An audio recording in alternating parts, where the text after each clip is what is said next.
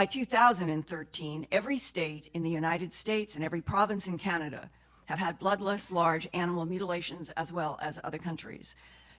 Here is a close-up of that particular serrated edge from the side in the 1990 Oregon steer serrated excision that an Oregon State University Veterinary Diagnostic Laboratory reported had been cut with high heat, image 5, consistent with a specimen collected via electrosurgical excision.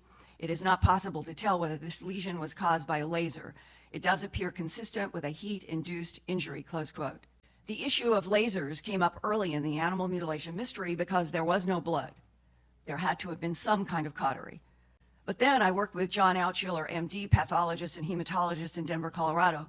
One of his first confirmations was cooked hemoglobin in a mutilated cow. Slide 6.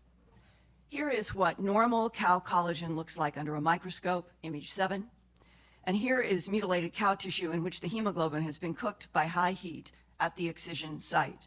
Dr. Altschuler also showed me photomicrographs of the mutilator's excision in comparison with known laser surgery.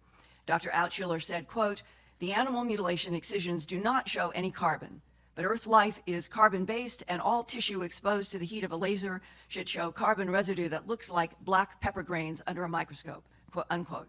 We never found any carbon residue on mutilator excisions we studied, raising the question, what is the surgical instrument? Does it work by sound frequencies or some other technology unknown to Earth medical science?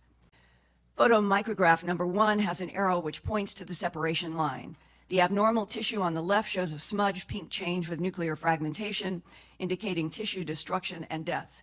These changes are referred to as coagulative necrosis. The band between cutting margin and normal tissue is quite thin, suggesting that the dissection was done with what appears to be a pinpoint accuracy and minimal dissipation of heat at the cut line, close quote. The heat is confined to a millimeter in these excisions. In this photomicrograph, the tissue is from below the hide surface and is called dermis. The upper portion clearly shows many spaces called vacuolar changes where the arrow is, which result from tissue cooking or exposure to high temperatures, probably above 300 degrees Fahrenheit. Image 12.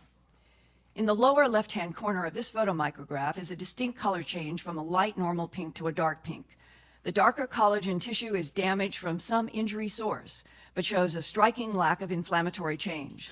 This suggests that the procedure of injury was relatively fast.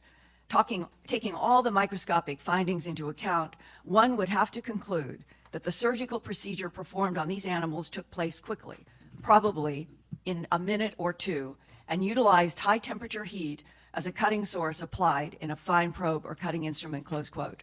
And we are talking about the excision of an ear, eye, jaw flesh, tongue, the sexual organs, and the rectum in less than 2 minutes.